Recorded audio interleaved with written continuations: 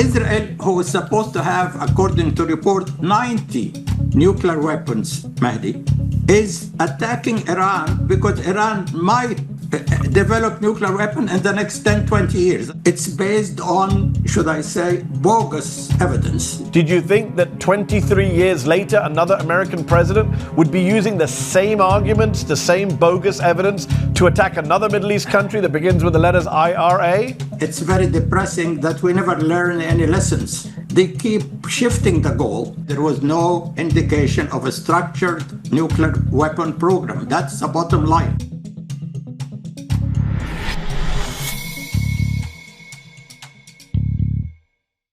Is Operation Epic Fury, America's war on Iran, based on an epic lie?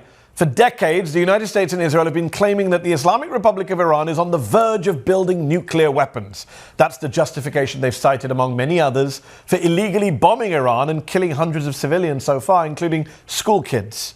But what's the truth about Iran's nuclear program? What did inspectors from the International Atomic Energy Agency, the IAEA, find back when they were still in Iran visiting nuclear sites?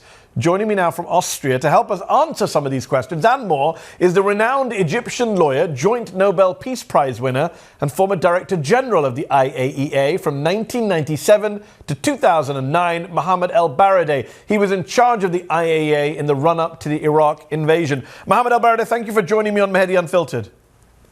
Thank you for having me, Mehdi.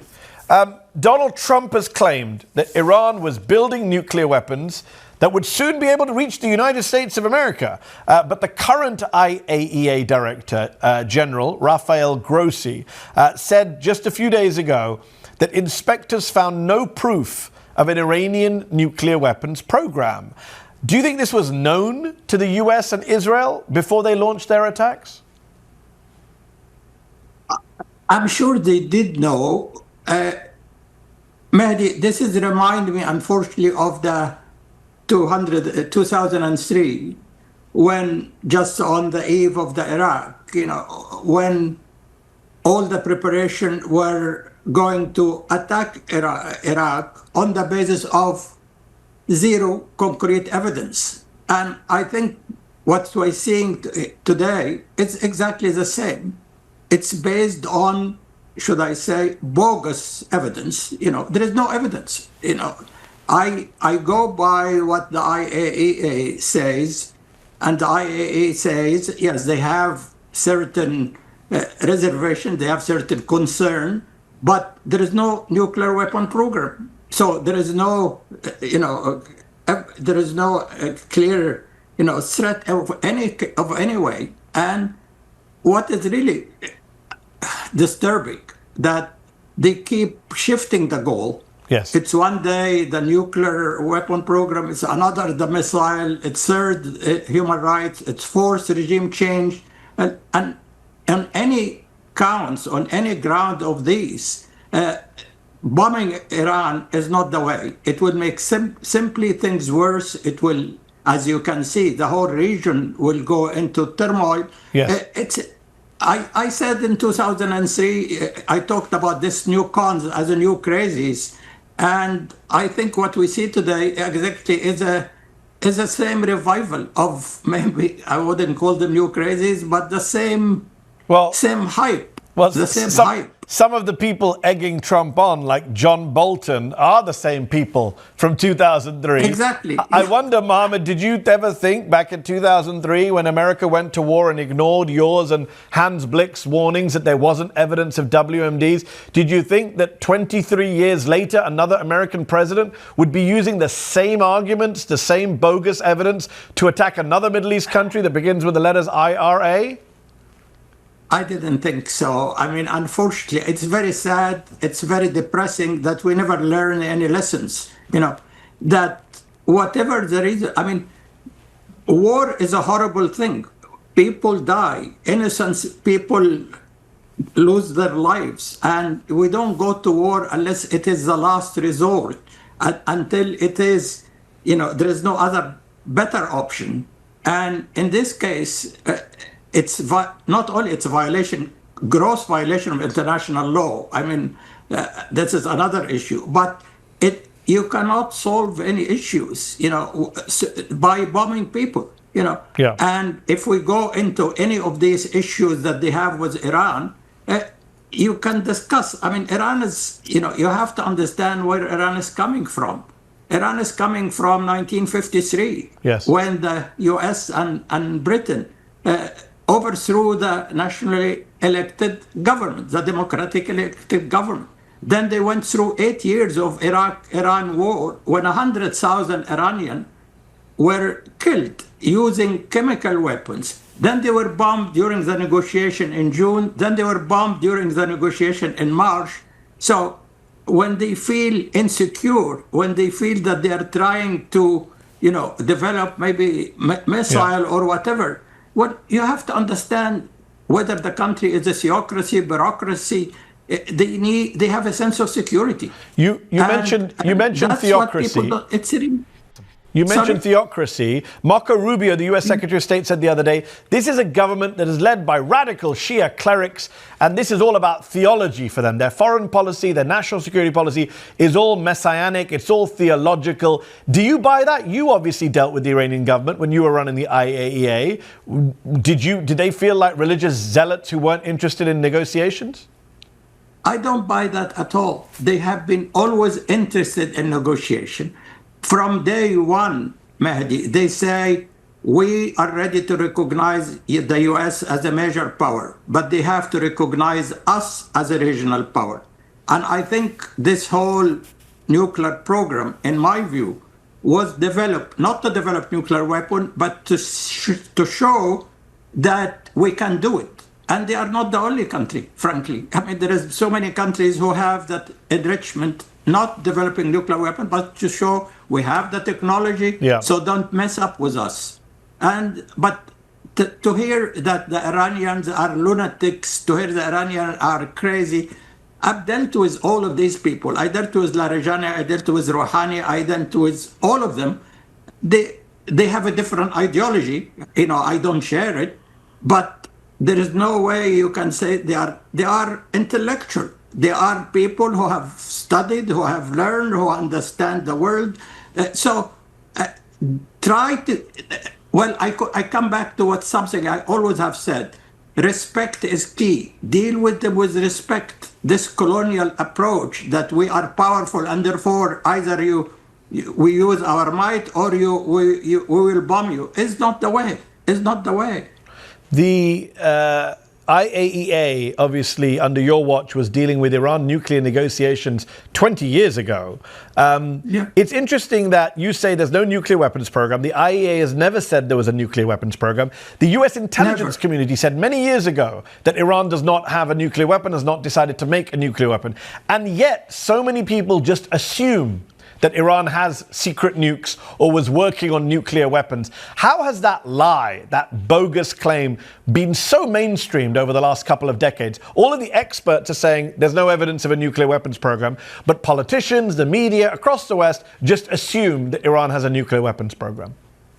It's a very good question. Even the CIA, and I think they haven't maybe changed their mind, in 2003, Mehdi, said Iran had played with developing weapon studies, and that were really simply studies, scientific studies, but never used nuclear weapon material.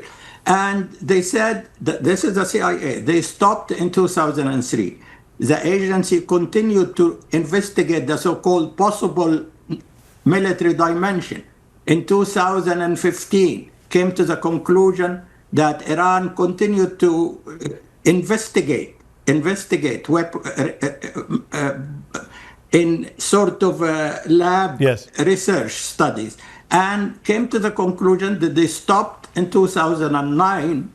And since that time, we haven't seen anything, as Rafael Grossi have said, of a structure developed nuclear program. So when people talk about they have nuclear program without knowing anything about it, it just simple bogus lies. It just it's ideological bunkers. It's, as you say in England, it's a bunkers, Yes. You mentioned Rafael Grossi and the IAEA. They have said there is no evidence of a nuclear weapons program. They said that last year. He said it on CNN this week. But Grossi last year was also used by the US to justify their strikes in Operation Midnight Hammer, the strikes against the 3 nuclear sites last year.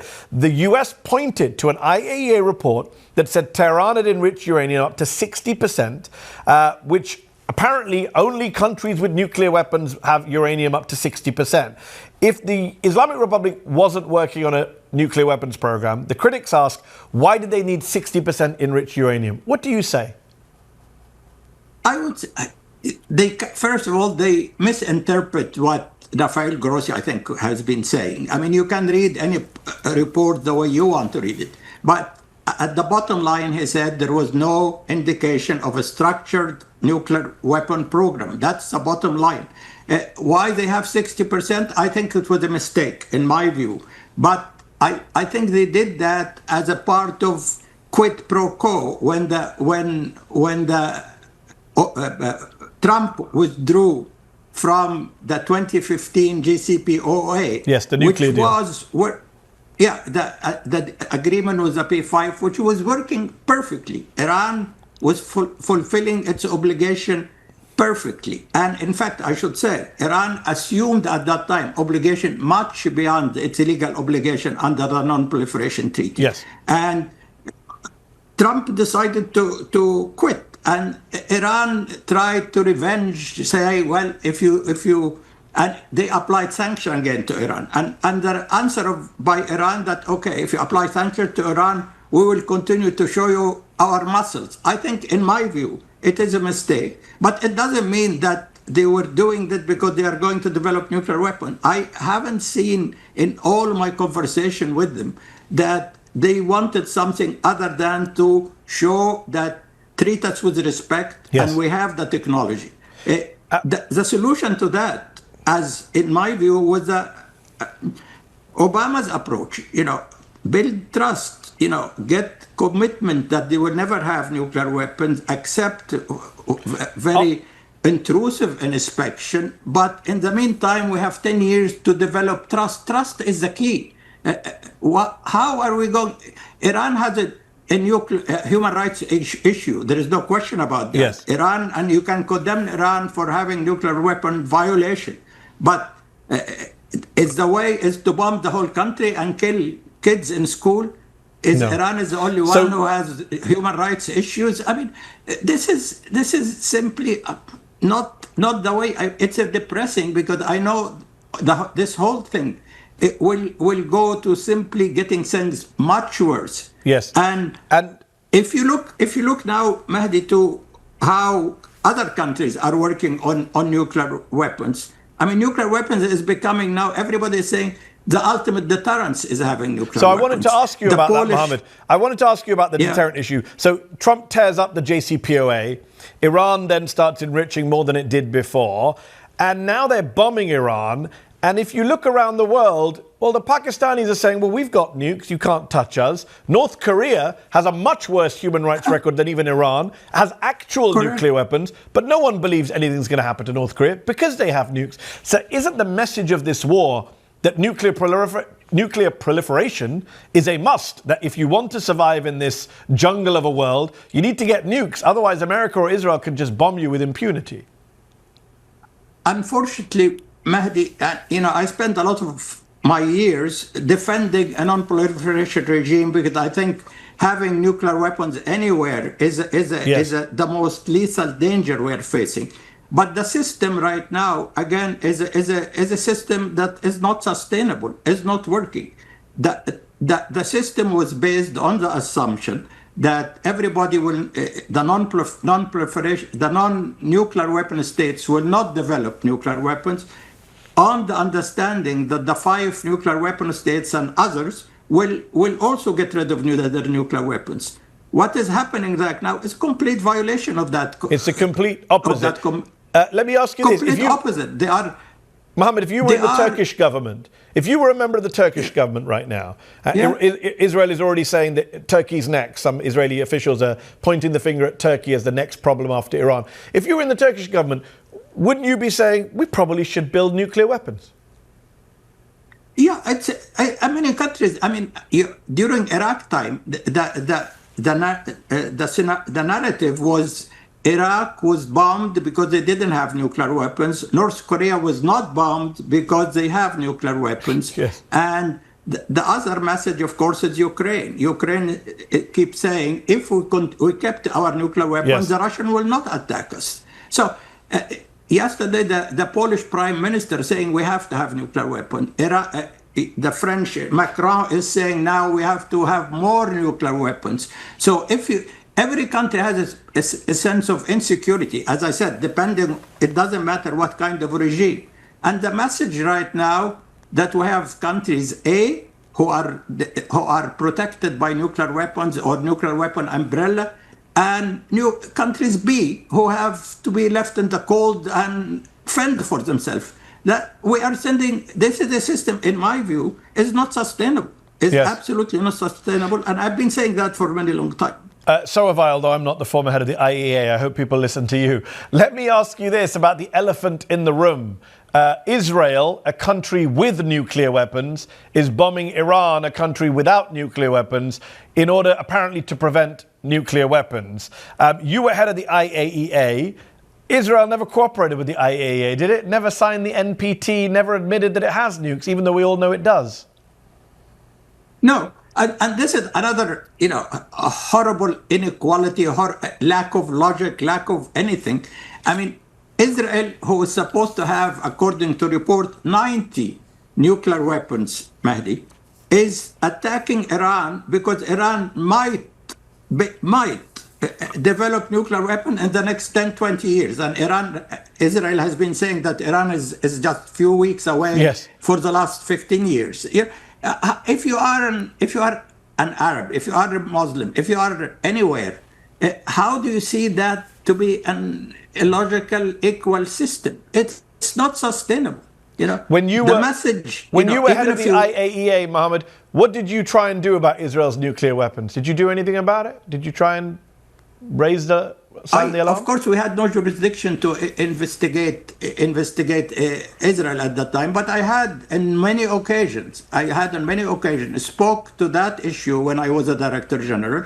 We still organize, at least the IAEA, organize a meeting aimed to establish a Middle East free from weapon of mass destruction, which is the only way to do it. But of course, it's a dead-end street because neither the Israelis nor the American, I must say also neither the Western countries are supporting. I mean, it's all lip service. You can't treat the South the way it is being treated. You can't, say there is no international law except for you. Yes. But for us, it's only our morality.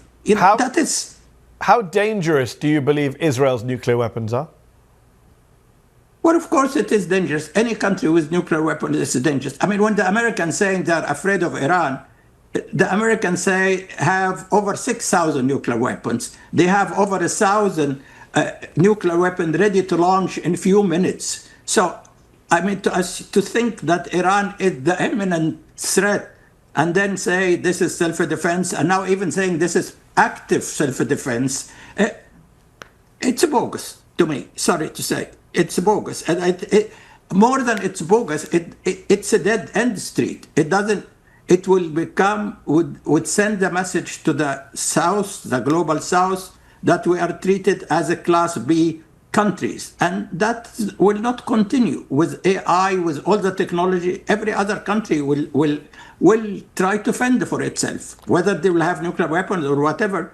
But look at the Middle East right now. Is that a region that you want to see peace and prosperity there?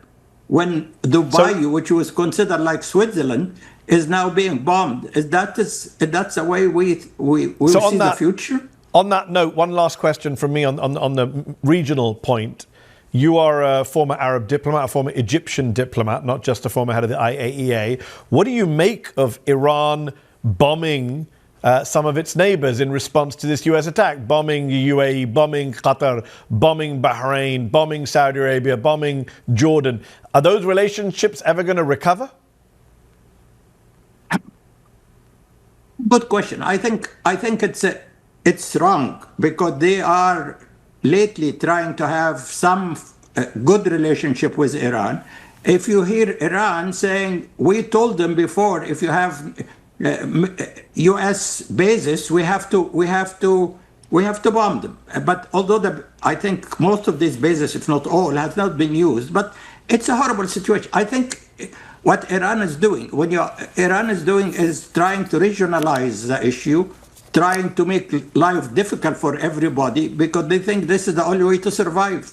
It's not good. It's not good by anybody. I mean, and although it says, all this says one thing, Mehdi, we need a regional security architecture in the Middle East. We don't have, and we cannot have just one country with a nuclear weapon and the other are completely naked. Well said. We'll have to leave it there on that note. Mohammed al-Baradi, 23 years ago, as head of the IAEA, you tried to speak out and stop the invasion of Iraq. Many of us will be forever grateful to you for that. Thank you for your time. Thank you very much for having me, Mehdi.